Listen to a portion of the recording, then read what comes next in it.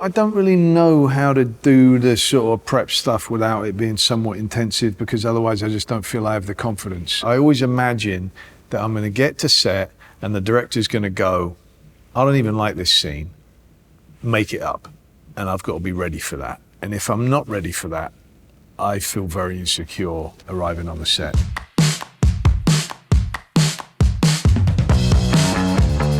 American Psycho. New card. What do you think? Whoa, very nice. Look at that. Picked them up from the printers yesterday. Good coloring. That's bone.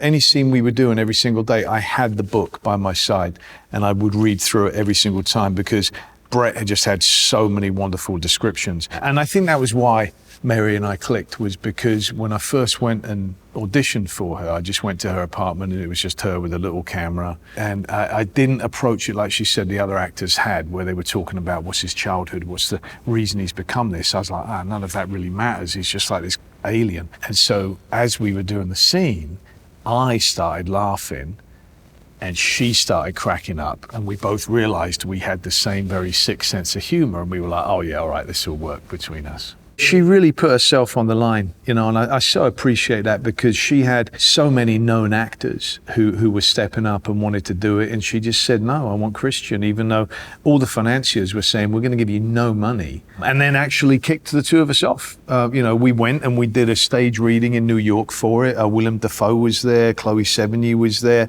and Bret Easton Ellis was there, and then we got the money, yay! But what our agents forgot to do, our agents at the time, forgot to do was to include us in the package. And so we raised the money and then they said, right, and the two of you, bye-bye. But I went a little bit psycho myself in that I just said, no, I'm still making the film. And even though other people were cast, other directors were on board, I just kept on prepping. And I would call Mary up and she would say, Christian, they've given it to other people. And I was like, yeah, no, it doesn't matter. We're still going to make it. And she was like, ooh, he's lost the plot. And all my friends were saying that to me, like, what are you doing? And I was turning down. It wasn't like I was getting offered much, but, you know, a couple of projects, not very good ones, I turned them down and kept on going. And lo and behold, look at that, it did eventually come back. So that felt like a great victory. Don't doubt your gut instincts, you know, always listen, always be aware of the style that the director's looking for. But understand, you're always going to bring something unique from anybody else. When there still was the Wall Street trading floors and everything, I went and visited, you know, all different levels of people at Wall Street, but the guys on the trading floor, when I arrived there before making the film, I got there and a bunch of them, they were going, oh, Patrick Bateman, and patting me on the back and going, oh yeah, we love him. And I was like, yeah, ironically, right? And they were like, what do you mean? So it was always worrying, even back then. But, you know, clearly, look, it's a satire on capitalism in the 80s, and as such is so bloody far-fetched and ridiculous that, you know, to me, I can't help but think it's hilarious. Do you like Phil Collins? I've been a big Genesis fan ever since the release of their 1980 album, Duke. I'm not going to ruin anyone's enjoyment and say that I'm not a huge fan and that they're not life-changing songs. Of course they are, for everyone, right? Come on, when you admit it. For me, music's so much a part of actually building characters as well. You know, like for Amsterdam, David and I were listening to and watching a lot of jazz documentaries, etc. And I use all sorts of different music to help me, you know, get into the mood when I'm working. Because emotion really comes through the ears, you know, something that you notice when you're in the edit room. You really see how you can see the visual, keep that the same, but change the music, and it absolutely changes the way you feel about it. So it's such a, you know, joy of life. Get a goddamn job, Al. You got a negative attitude. That's what's stopping you. I remember somebody threatening me on the street because some people did object to the film getting made and all that. And I remember people saying that they were going to do me harm and stuff like that, you know. And I would actually go like, I remember somebody warned me, must have been a friend of mine who was crazy early on the internet. And they warned me, they called me up and they went, there's some person and they know where you walk every single day and you go down this back alley and they say that they're going to jump on you and they're going to rip your cerebral cortex out of your head. So please don't go down that alley. So of course I was like, I'm going to that alley. I want to see what happens. And unfortunately, nothing. I kept walking up and down it going, where are they? Come on. What's... But nothing ever happened. Batman. I'm Batman. weirdo, right? Jumping around town at night in a bat outfit. In many ways, in the same way that people were telling me, hey, you can't go play Patrick Bateman, it's career suicide. And I was like, bring it on. I definitely want to do that. Other people also said, hey, you know, if you play Batman, that's it. You're never going to play anything else again. You will always be Batman. And I went, bring it on. Let's see if that happens. Because I just always felt like, look, if I don't have the skill to be able to rise above that, then I don't deserve to either. I absolutely know and cherish the fact that that will be the role I'm probably remembered for most, you know, ever. He's an iconic, you know, larger than life role. But I don't view it really as, oh, being stopped in the street. For me, it was, I could pay off my house. That's a huge relief, you know.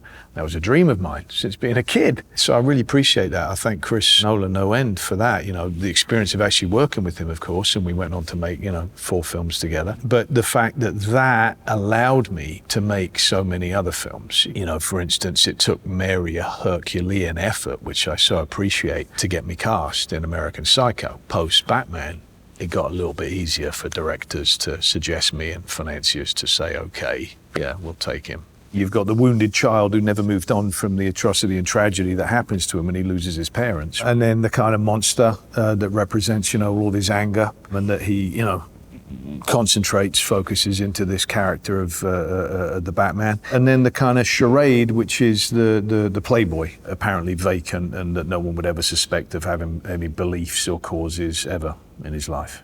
Most of my recollection of making Batman is sitting doing crosswords by myself in a blue tent with very uncomfortable stuff on because they wanted me ready in 15 minutes at any given go. So I was always sitting there and these things going, 4 down. Hello, is anyone out there? Come on, I want you to do it, I want you to do it. Come on, hit me, hit me, come on, hit me! Ah! Hit me! Heath Ledger, who, oh my God, you know, what a performance, what a pleasure to have gotten to work with him and just to see him, you know, and how much he put himself into the Joker. And I was watching it going, yeah, this is absolutely fantastic. Are we in trouble here? Of when Chris and I first sat down, we said, you know what the problem with Batman is that the villains are always more interesting, right? And so Batman actually, he's very close to being a villain himself. So let's never let him become dull by comparison. And unfortunately, I was sitting there going, I'm feeling a little bit dull by comparison because Heath is just like killing this. And but I'm so proud of that film. I love it. The Dark Knight is absolutely extraordinary, you know, and it was such a pleasure to have gotten to work with Heath. I don't want to kill you. What would I do without you? Go back to ripping off mob dealers? No. You complete me. You're garbage. You kills for money. Don't talk like one of them. You're not. Even if you'd like to be. He was a wonderful go-kart driver, racer. Yeah, we went and raced go-karts, and holy crap, he beat all the stunt guys and everything. He was quick. When we went to the track, we thought, of course, the stunt guys are going to win, and then suddenly Heath wins, gets top place, and then very quietly mentions, yeah, my dad was a go-kart racer. Very talented individual and a great soul to be around. Yeah, I miss him greatly. The Fighter.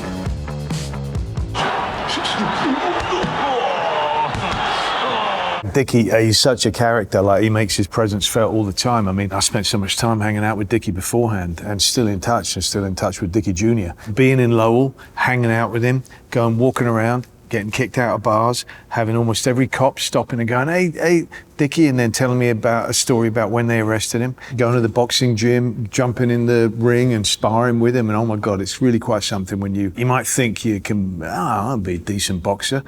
You spar with other amateurs and whatnot. I've done that a few times, but when you get in the ring with a pro, bloody hell. So I remember one time he was sitting and he was reading the script and I was busy doing something else, and suddenly I see him like stand up and he starts walking over to David, like, and I could see, you know, something had happened. And I went, wait, this ain't good. And jumped over and said, Dickie, what? And just kind of talked him down because it was about sort of, you know, hey, look, when you tell someone's story, you got to tell the good stuff and you got to tell the bad stuff, otherwise there ain't no story there at all. It was the first film that I've made with David, and so getting to understand his process more, and then he's kind of enhanced that as we've made more films together. And I loved it. I loved playing Dickie so much. There were hilarious things, and there was, you know, stuff to do with just sort of almost being shut down by the local cops and things like that. But to me, that's all part of the fun of it. The Machinist.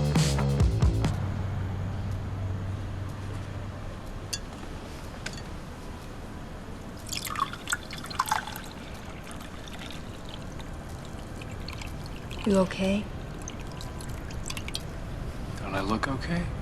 Brad, when I turned up, was really stunned at how much weight I'd lost. He went, "Oh, you really did it." Like, he didn't think I really was going to. That was just a outward show of his guilt and being eaten alive, literally, by guilt. I'd come off of making a couple of films that I'd been less than satisfied with, and just really wanted something where I could become immersed and obsessed with it.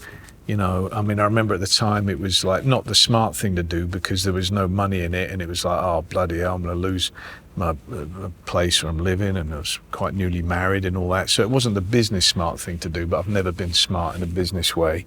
But it was something that I really wanted to challenge myself and kind of see, could I achieve that? Could I fulfill how I imagined that the part of Trevor should be played, and testing myself. Hey, perfect fit. A lot of times, actually, I would sit there with headphones in, but I wasn't listening to anything. I was just pretending to listen so that I could actually hear everything that was going on, but nobody thought I could. Also, at the time, I was engaged in a very filthy habit of smoking, so I was rolling my own cigarettes and sitting there puffing away. I did read numerous things. I remember, because of the conversation with Brad, the director, I read Crime and Punishment, but then I was reading a lot of lighter fare as well. The main point was that somehow losing all the physical weight put all the energy into my brain, and so I only slept 2 hours a night, and all I wanted to do was read. And so I would just sit and read endlessly, and I found that I could read without stopping and needing to move or get a distraction. I could just sit and read for 10 hours straight without moving a muscle. Yeah, I can't do that now. The Big Short. I've been very clear. People will withdraw their money. George, that would be so stupid. I mean, if the fund's capitals drop too much, then the swap's contracts are voided, and then the banks get to keep all of the collateral. Wait a minute. Wait. All of it. What? The contracts are voided? The contracts are voided? I had a wonderful day where we sat in his darkened office together and just chatted, and they'd scheduled all these things for us to go out and about and do different stuff, and we ended up doing none of that because we just enjoyed talking with each other so much and had just an extraordinary day. And he was so helpful, and then he came to visit the set, and then we keep in touch from time to time, and he's an extraordinarily special guy, and wow, what a role. And also my first time working with Adam, which I just loved. He's something else. It's like with David. When you get really great directors, they're very unique in the way that they work.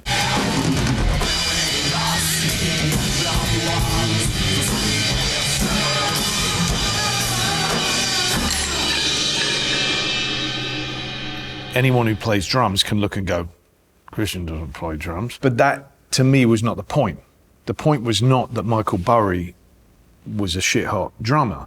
It was that he took his anger out on these drums, and I was just shattering the drumsticks. They were flying across. The crew had to all put shields up because so many of them were flying at speed at everybody. I love to get to interview people. I love to get to really study them in an obsessive way that you wouldn't get to usually. That's part of the joy of the job for me.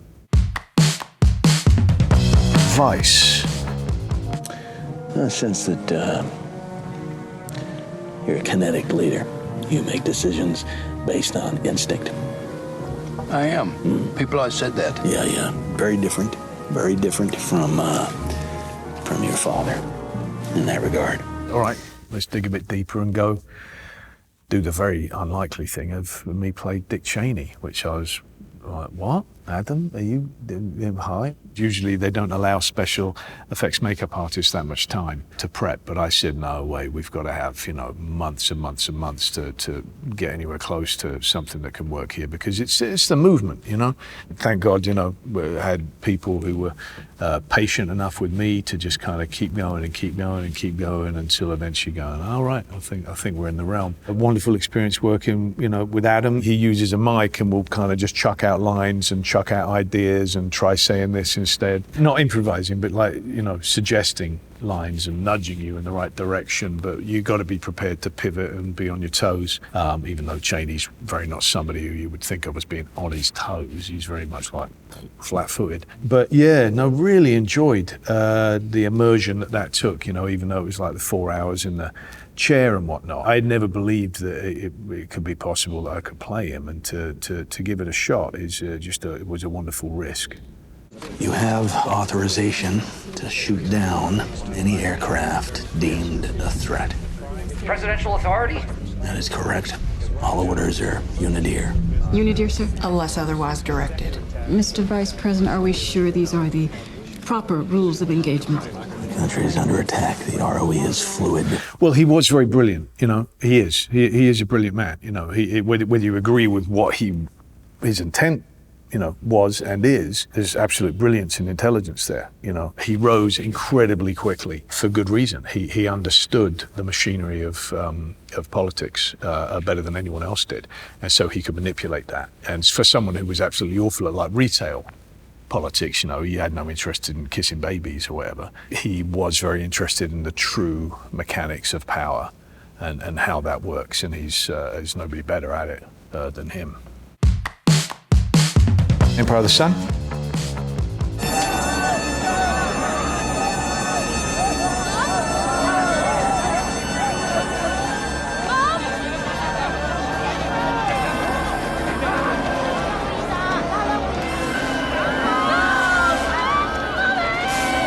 Man, what an adventure. Yeah, it was something else. I got to not go to school and travel about by myself. And I had no idea just how unique that experience was at the time, because I didn't realize that every film didn't build a bloody runway that planes could land on in the middle of a marshland in Spain, or build a pagoda, or build, you know, huge hospitals, or build literally half a full-size stadium out there. I didn't realize every film didn't travel to China and have, you know, 10,000 extras up and down the bund. You know, it wasn't until later when I was on much smaller films I went, oh, yeah, well, that was a big one.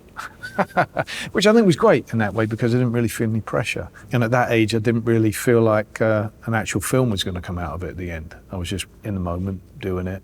Animals and children are the best actors. You can't compete with them. And the reason is because they don't give a shit about the consequences, and in many ways that was how I felt when I was making Empire of the Sun. You know, not through any intentional thing, it just didn't even enter my mind. B-29s? Yep, the super fortress, what we call a hemisphere defense weapon. Where from? Okinawa, Philippines. Tokyo is in bombing range now. Tokyo? Time to think of going home soon. There's a great purity to just playing a role, and that's it, because every kid does it. Every kid. I still consider that I play dress up for a living, you know? And kids do that naturally. It only gets spoiled when adults come in and ruin it by bringing money and expectations and you should do more, etc. That's when things go wrong. I never felt that while I was filming. You know, I mean, there were times because I left my family, etc. They weren't able to come with me, so I'd be like in the airport, you know, crying my eyes out, going, I don't want to go. But when I got there, man, I was loving it and I was enjoying it no end. But then it was when I started doing the press, I didn't get that. I couldn't understand that. And I didn't understand why I had to keep talking about the same thing all day long. And I was starting to go insane, and then people follow me around or whatever. And so that was when I went, oh no, this isn't for me. But I always focused on going, yeah, but I really did love doing it itself. So let's try to figure it out so I can deal with this part of it and not have to stop doing the bit that I really do enjoy. There's a price for everything, and it's once you get your head around it, it's a very small price to pay for getting to tell stories. And I recognize, and I'm so grateful for what I do get to do. Amsterdam. How can I know this is you really in the picture? Yes, sir. So, well, I'm the doctor. She's the nurse. He's the attorney. We all met in Belgium, which, if you recall, is where we met for the first time. To Bert, someone who's in experimental medicine. And likewise, so with his brace, you know, it's something that he hates, but he can't be without because he's got such terrible injuries, you know, to his back and his spine and everything like that. So, no, I just kept on all the time because also you see it through the suit, you know? It's kind of like two little bumps of the metal sticking out, you know, and if I can avoid acting, I do avoid acting. Like if you can just really do it and be uncomfortable, why bother pretending to be uncomfortable? Just be uncomfortable. It was a practical thing because, you know, these were very rudimentary back braces, not like anything that you would get today. These were things that he had kind of made himself in the same way that he's working on creating medicine that can help these returning war vets who weren't given a damn bit of help. You know, they were meant to be returning heroes and absolutely nobody treated them like that. It was despicable. And who were all suffering from PTSD, but nobody recognized that at all, and these terrible, terrible injuries, but didn't have the right painkillers or anxiety pills or whatever. David and I, we wanted to create characters that we loved, that we wanted to hang out with, characters that just refused to be beaten down by life, despite everything that life had thrown at them, that they remained optimistic, refused to be cynical whatsoever. Eyebrows up was kind of our mantra. Where is my eye, Harold? Right here. Yes. You leave me here with this invalid when you know very well that I think she should be hospitalized. It's for her own good. I do remember that both of them looked a bit shell-shocked on the very first day of work because they hadn't worked with David before. We'll film the script, but then he will just throw different lines at people, or he'll just change the lines. No, don't you say that, you're going to say that now. And he'll be laying on the floor underneath here, and then he'll crawl during the scene over there, and then he'll be up behind the camera over here, and then he'll just say, change everything and go do that. And I love it, but David would occasionally come to me when he saw someone was just sort of looking like a deer caught in headlights and say, oh, can you go be the ambassador and just explain how we're going to do this? And then everyone got into it, and then it's really joyful and just a very, very satisfying experience. And Margot and JD just embraced it. You know, and then I would go off and, you know, I'd telephone him and go, I sound like a stalker, but I'd be like, there's a dude I'm following down the street. Oh my God, he's fantastic. I'm going to use this for Bernie. He's like, great. And then I'd tell him that. Mannerisms from different people, attitudes. You know, it was all kind of very baked in and over years. So what's wonderful about that is that by the time you're actually filming, it's really in your bones. Pale Blue Eye. There's so many good actors. I tell you, lately I've been so blessed with the different amount of talented actors I've gotten to work with. And so it was a real pleasure to work with all them, but let me just focus on one, and that would be Harry Melling, because Harry is just a really superb actor. And so I just enjoyed any day that we got to do scenes together. Scott Cooper and I have worked together now. This is our third film. I love working with Scott, and this was something that we've been talking about since like 2012 that he had been putting together. He is prolific beyond belief in terms of his writing. He went and did different things, I went and did different things.